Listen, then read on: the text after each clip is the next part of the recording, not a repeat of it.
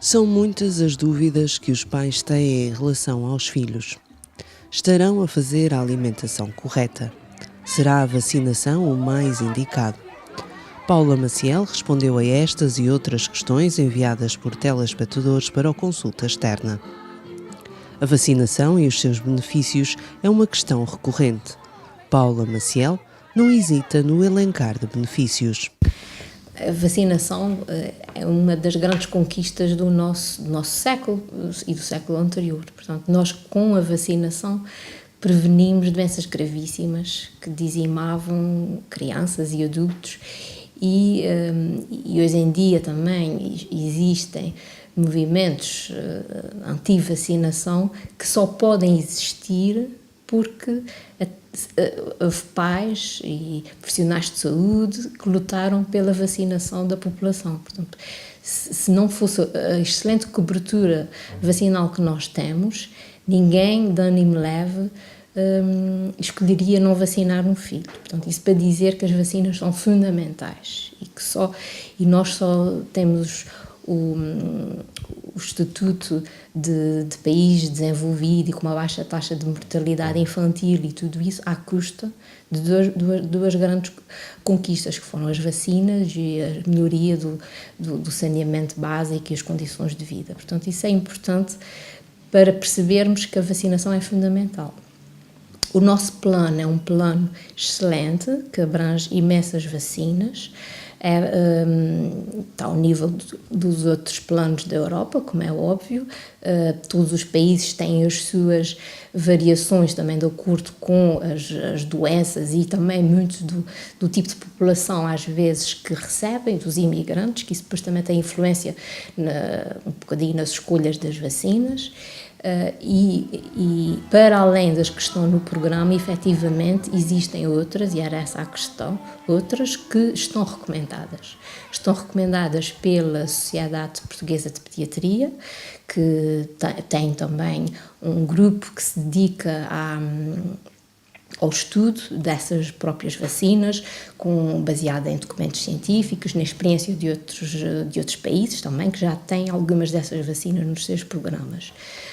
Nós recomendamos atualmente duas vacinas fora do programa, portanto, uma que é anti-meningococo B e a anti-rotavírus. Uma porque protege de uma doença muito frequente, que é a gastroenterite provocada pelo rotavírus, principalmente prevalente em crianças nos primeiros 12 meses de vida, mas dentro disso os primeiros 6 meses de vida, que frequentam creches, porque sabemos que são ambientes propícios a que a doença se propague, digamos assim. E a segunda, anti-meningococo B, que é uma única, só existe neste momento esta, e que protege de uma doença gravíssima, que é a meningite provocada pelo meningo B. É uma doença que, felizmente, e atualmente, não é muito frequente, efetivamente.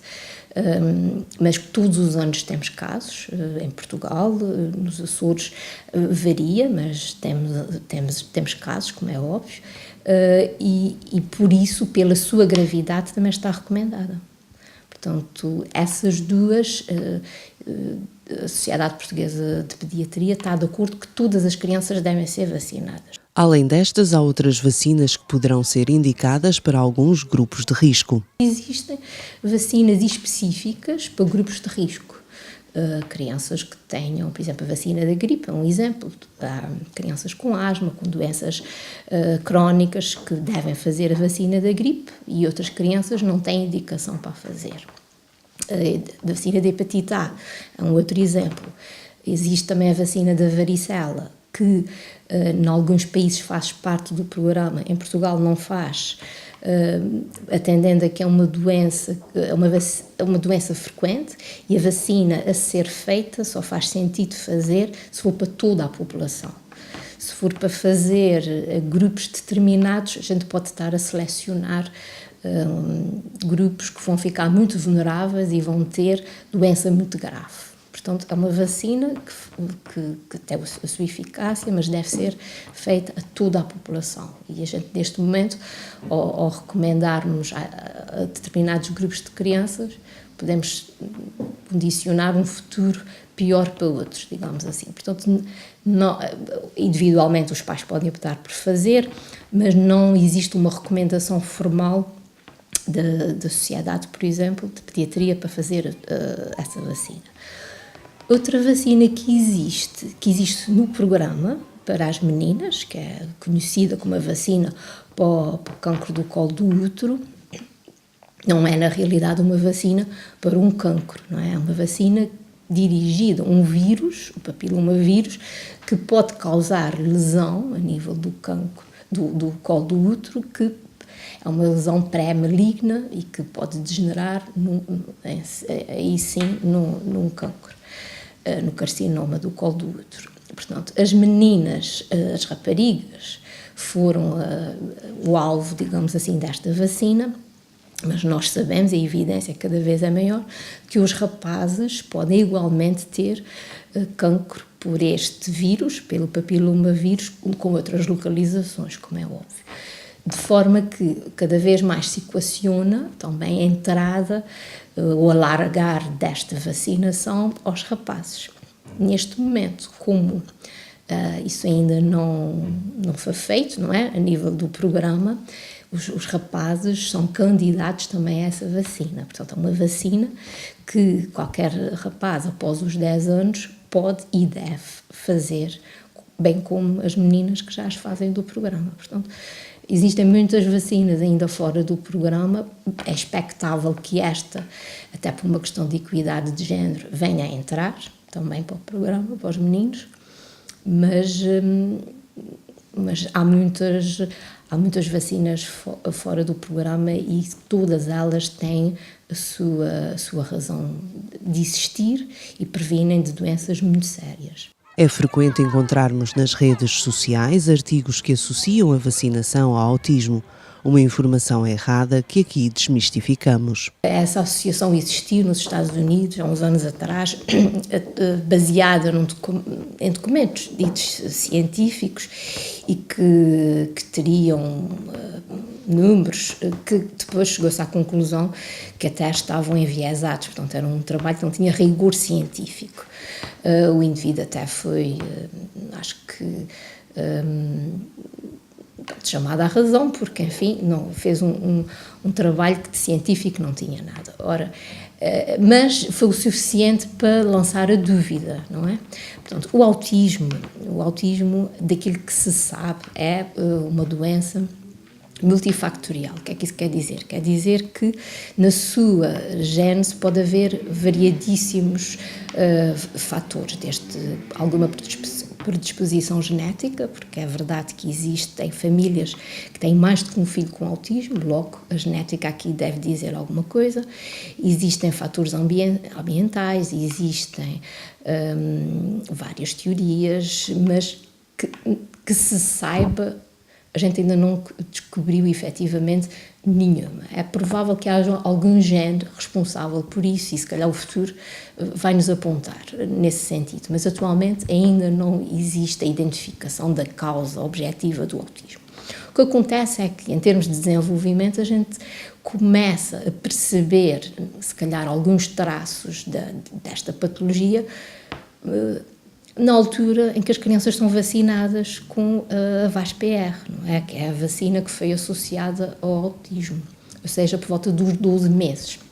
A partir dos 12 meses começa-se a perceber que a criança pode não falar, tem uma interação diferente e dá-se essa coincidência.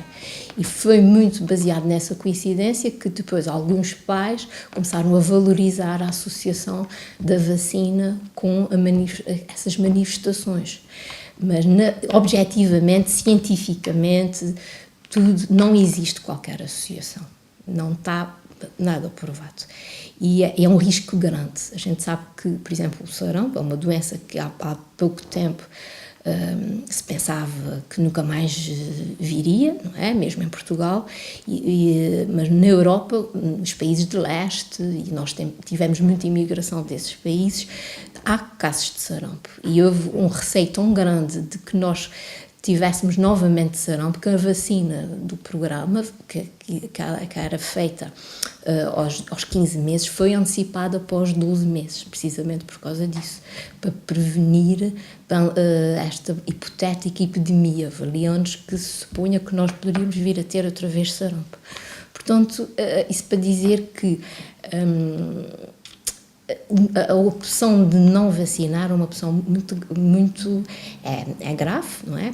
Para o indivíduo, ele está protegido porque o grupo todo está protegido, mas se todos pensarmos da mesma maneira, daqui a uns anos o grupo deixa de estar protegido e nós voltamos a ter as doenças que dizimavam muitas crianças no tempo dos nossos pais, dos nossos avós, algumas que já vi há uns anos atrás e que nunca mais vi, e que vi morrer crianças que desnecessariamente nos dias de hoje, não é? Portanto, dá que pensar, eu acho.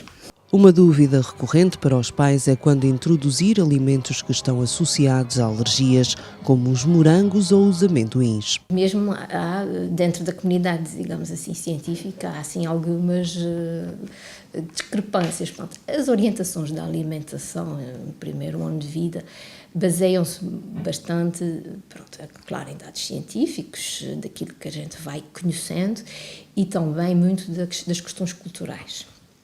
E depois também muito da família, não é? É a família que a gente tem à frente. Varia. Pronto, a gente, quando está fazendo aqui um plano alimentar no primeiro ano de vida, o plano alimentar que propomos a uma criança de uma determinada família pode não ser rigorosamente igual ao que se propõe a criança de outra família e de outro meio e de outro país. Isso varia muito com os hábitos culturais daquela família.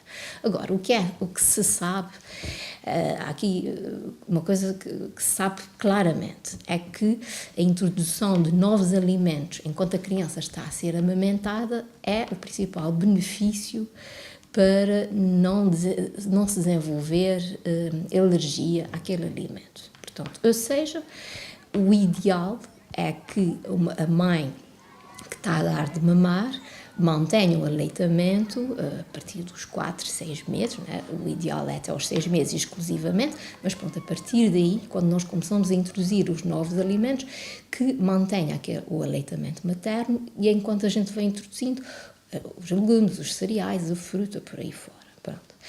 Porque o atrasar, e havia, por exemplo, o colégio dos imunoalergologistas americanos, isso tudo achava que a gente devia atrasar a introdução do peixe, do amendoim, do ovo, mas isso não está cientificamente provado. Regra geral e de modo geral, nós introduzimos esses alimentos nas idades que será habitual de introduzir. O peixe aos 7, o ovo, a gema do ovo aos 9, o amendoim um pouco mais tarde, não só por causa de ser alergénico, mas os frutos secos por causa do engasgamento e outras coisas, mas introduzimos regra geral por essas idades. E, muito pontualmente poderá ser diferida a introdução de algum por uma história anterior, pessoal, não é? Daquela criança muito grave de alergia alimentar a outros alimentos que possam fazer prever que aquele constitui um maior risco. Então, que já esteja documentado com análises que vai ser, então não se introduz, como é óbvio.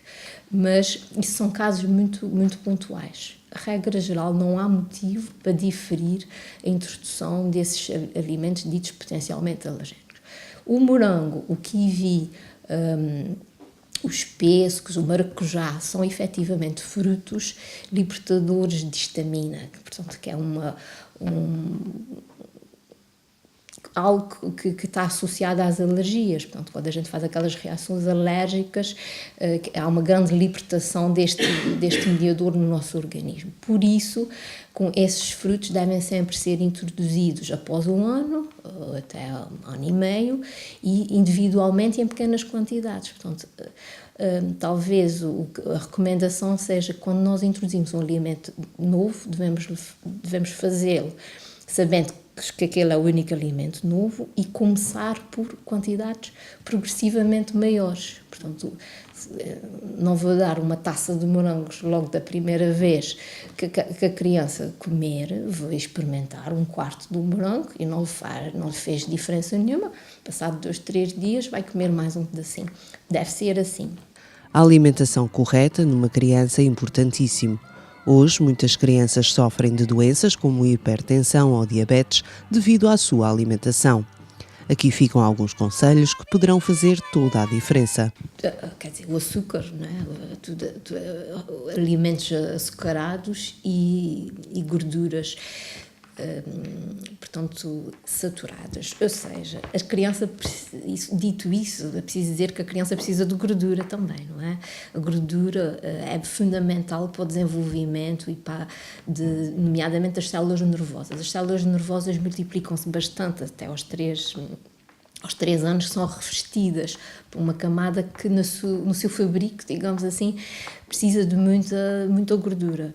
De forma que a criança não pode nunca beber, por exemplo, um leite magro, não pode ter aquele rigor daquela alimentação sem o azeite que a gente recomenda nas sopas. Portanto, eles precisam de alguma gordura. Agora, açúcar, efetivamente, não precisam. A gente não precisa de estar a adoçar leites, fruta, iogurtes, nada disso. Isso é evitável no primeiro ano de vida e sempre. Ou seja, a alimentação também é uma educação. Nós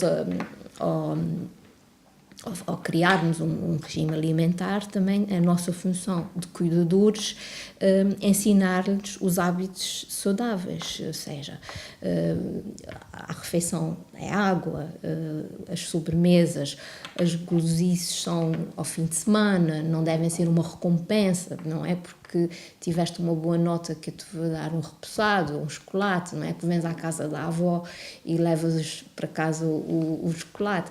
Pronto, faz muito parte dos nossos hábitos de povo português a recompensa ser um alimento, não é? A gente gosta de comer e a nossa graça é compensar com comida, com uma bolacha. É inata a preferência das crianças pelo doce, um mau hábito que deve ser evitado. Devemos pensar que isto induz maus hábitos, além de que o sabor doce é inato, ou seja, nós há muitos milhares de anos, quando andávamos nas florestas, quando éramos recoletores, digamos assim, a baga amarga podia ser veneno, não é? E a gente repele aquele sabor. E as nossas crianças também não aceitam muito bem o amargo, mas aceitam o doce. O doce era bom, regra geral, e a gente foi sobrevivendo porque foi comendo coisas doces. E é um sabor inato, já está no nosso código genético. Portanto, não vamos potenciar isso, vamos tentar que outros sabores que não sejam doces sejam agradáveis na mesma. E então acho que é muito importante essa educação logo no início. Daí a diversificação, começar pelas sopas, também poderá ser importante, porque a gente sabe que as papas têm aquela doçura.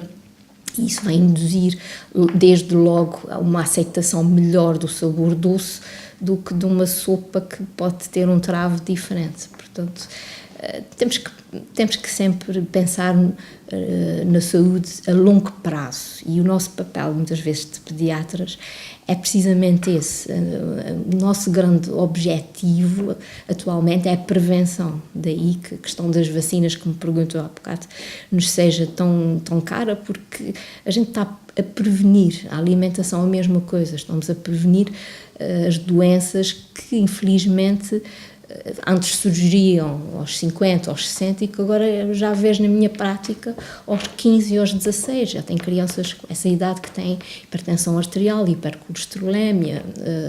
Portanto, isso preocupa-nos, deve-nos preocupar a todos, mas claro que nós, pediatras, preocupa-nos mais, porque temos responsabilidade na educação dessas famílias e dessas crianças também. Ainda há quem entenda que sumos ou bolachas são bons alimentos. um reflexo de épocas em que era difícil obter estes produtos, sendo que para muitos o acesso aos mesmos é sinal de abundância. É sinal de abundância, não é? A gente aceder a bens que não poderiam aceder há 10 ou 20 anos atrás é um sinal de que eu posso, não é?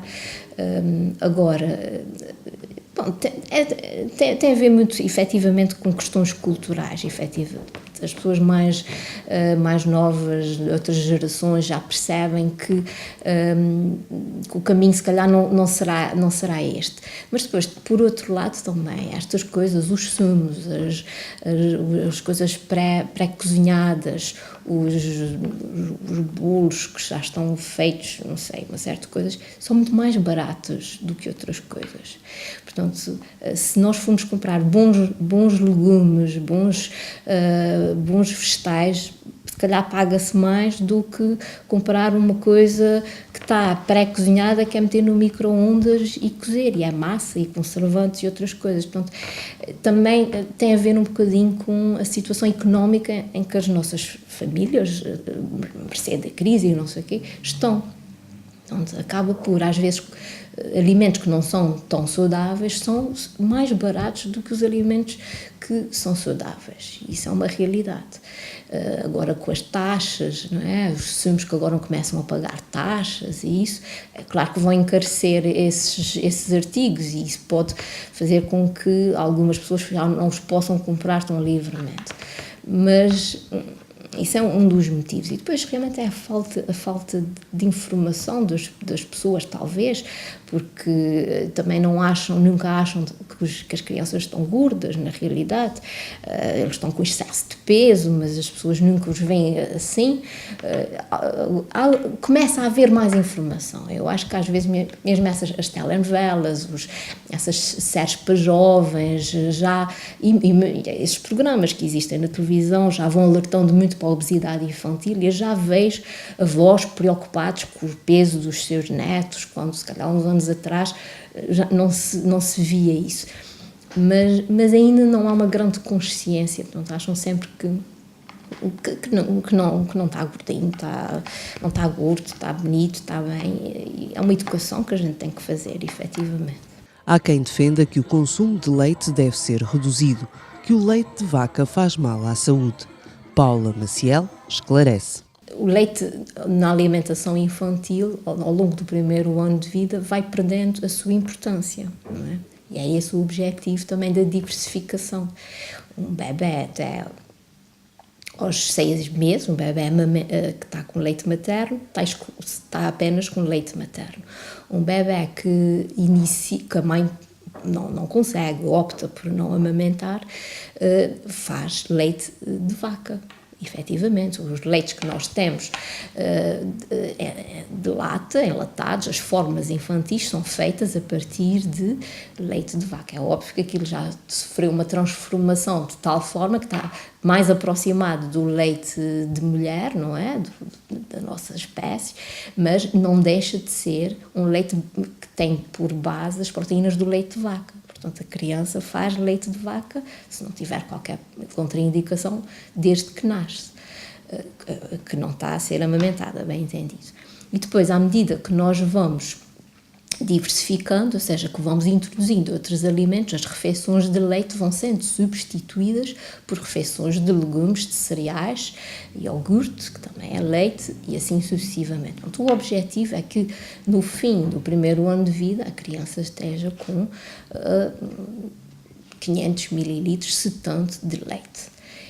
O que na nossa sociedade há muitos pais que acham pouco, ou seja, o bebê à meia-noite ainda bebe um biberon, o bebê do segundo ano de vida, mas às vezes às refeições oferecem leite, o que é profundamente errado, porque vai alterar a absorção dos alimentos, portanto não se deve dar leite à refeição, portanto, o leite na nossa população ainda está bem enraizado. No entanto, é um alimento importante porque é uma fonte de cálcio e que as crianças, como crescem muito nestes primeiros anos, precisam bastante também daquele cálcio bem como da vitamina D, não é?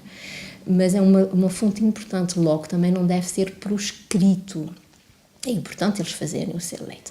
A questão do leite de vaca que estava a colocar, esses leites, como já disse, são feitos a partir do leite de vaca. E existem aquelas fórmulas até aos 3 anos. A questão, quando a gente fala em leite de vaca, está falando no leite do pacote. Pronto. Os outros são todos leites de vaca na mesma. A única diferença é que tem uma apresentação diferente e uma composição diferente. O que ali está dentro daquela lata é um alimento efetivamente um pouco mais equilibrado do que o leite que está dentro daquele pacote que nós compramos em qualquer superfície. Equilibrado porquê? Porque tem menos proteínas. O leite de vaca é muito rico em proteína e nós... E uma das nossas batalhas, digamos assim, na alimentação infantil é controlar, é reduzir o aporte de proteínas. Portanto, a gente chama muita atenção aos pais a quantidade de carne que se põe na sopa, a quantidade de peixe, e lá está. Aquele leite, quase 500 mililitros daquele leite, tem quase as proteínas todas que eles precisam para um dia. Portanto, daí oferecermos aquele outro leite que tem um conteúdo proteico metade, 1/3 quase do de vaca, nós já estamos a contribuir também para isso, para uma alimentação mais equilibrada. Depois, também tem, alguns são enriquecidos em ferro, zinco, que eles também precisam bastante, e as gorduras, digamos assim, que estão naqueles leites de fórmula, são mais específicas para as células da retina e do sistema nervoso central, que ainda estão em grande multiplicação até aos 3 anos. Portanto, diria que é um alimento mais equilibrado. Mas com isso não quer dizer que um pai que opte aos 15 ou aos 18 meses por fazer um leite de pacote esteja a fazer algo errado, não é? Portanto, aquele outro é equilibrado, mas não é errado oferecer o leite meio gordo ou gordo até. As recomendações poderão ser de ser um leite gordo, por motivos que eu já vos disse, a partir eu, na minha opinião, até aos 2 anos, eles devem fazer esses leites de fórmula tipo 3, porque acho que é um alimento mais equilibrado. Mas a partir dos 2 anos já se pode introduzir efetivamente o leite de vaca dito em natureza. Acima de tudo, pela saúde do seu filho, siga os conselhos do seu pediatra ou médico de família. Uma alimentação saudável hoje poderá fazer toda a diferença amanhã.